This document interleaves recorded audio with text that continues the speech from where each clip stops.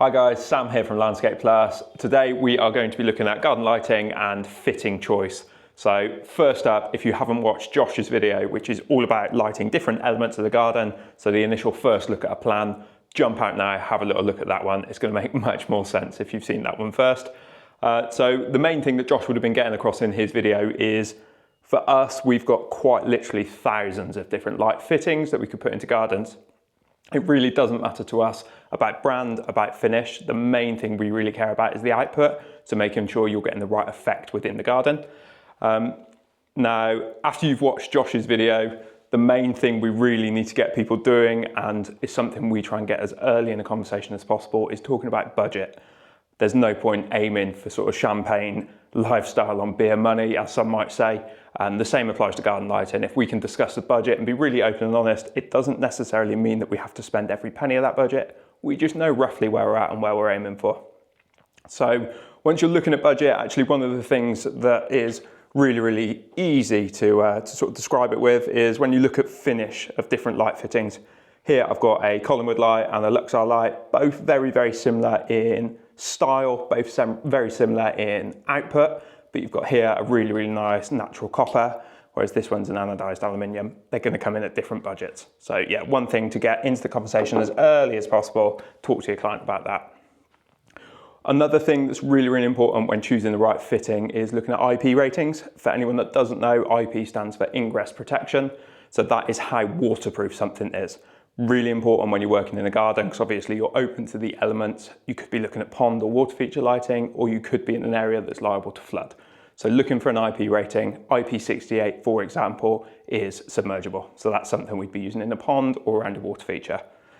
Another thought when you're looking at garden lighting, and it's a really hot topic at the moment, and I think it really should be, is dark skies and lack of glare.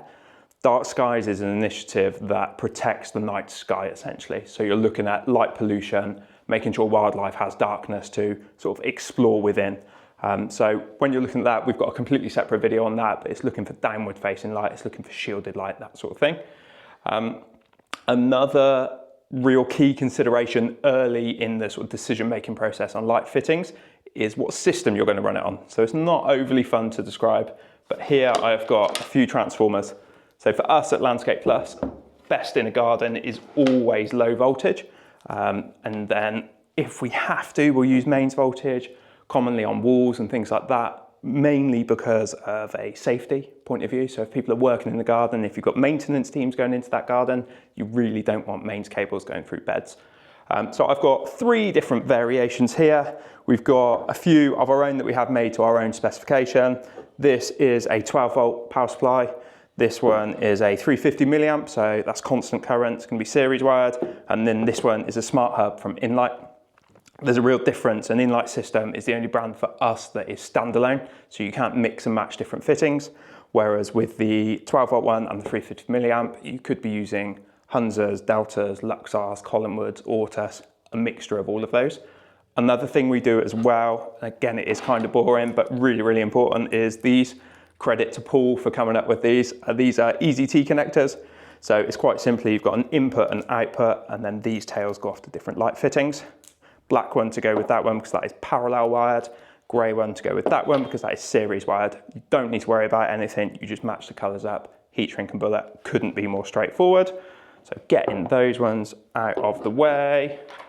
The last thing I want to touch on is different brands. So as I say, brand really doesn't matter to us too much. We are looking to get the right effect at the right budget within your garden. This is a prime example of that. We see so many times specified black spike spot. And if that is done, you could end up with either of these two. This is a Hunza fitting, this is an Inlight fitting. As I've just described, they work on completely different systems. So making sure you're specifying the right light fitting exactly, not just putting black spike spot, means your client is going to get what you've discussed with them. Other considerations is when you're looking at things like dark skies I mentioned earlier. If you're looking to uplight a tree, you could be doing so with an in-ground fitting like this one's, the Nero from Inlight, or going back to this one here from Hunza, Spike Spot. Generally, you're going to be looking at what's underneath the tree. So if you're going into a lawn that's going to be mowed over, obviously this one is your better option. If you're going into planting, generally a Spike Spot or even a pole mounted light that's much higher, so that you're not getting sort of the plants getting in the way of the light. Last thing is, Josh would have gone over in his video the FAF principle. I'll leave that for you to go and have a little look at, but providing you have seen that one, the last bit is the aesthetic, and for me, the fun part of lighting. You start looking at different fixtures like these ones here. This is the sway from Inlight, so a planting light that is completely flexible, moves with the wind, really, really cool, creates some nice effects. Down here, I have also got one of our charm lights. So this one hangs from a tree. You can either use a capsule lamp or an MR16 lamp in that one, giving you either a really cool moonlighting effect or a starlighter, as we would call it, so you get a real nice sort of twinkle out of the holes in the side of that one. And then we've also got a couple here of what we would call statement lights. So this is the Monteur from Delta Light. Looks amazing just in the corner of a paved area. You could use it as a pathway light as well. It's got an LED up here, glows out, you get a cool sort of shadowing from those four corners of the light fitting. So yeah, really, really nice one. More of a playful kind of light. And last but by no means least, you've got the Voke from Inlight. So this one is sort of a polycarbonate, I would presume. Someone might correct me on that one. You've got the LED at the bottom there, really, really heavily diffused. You can sit it on two different heights, a tripod as well, or you can actually hang it from a belt from a tree. So that's a load of different options for you. Like I say, speak to us, give us a call, drop us an email. Hopefully we can point you in the right direction and get the right fittings for you.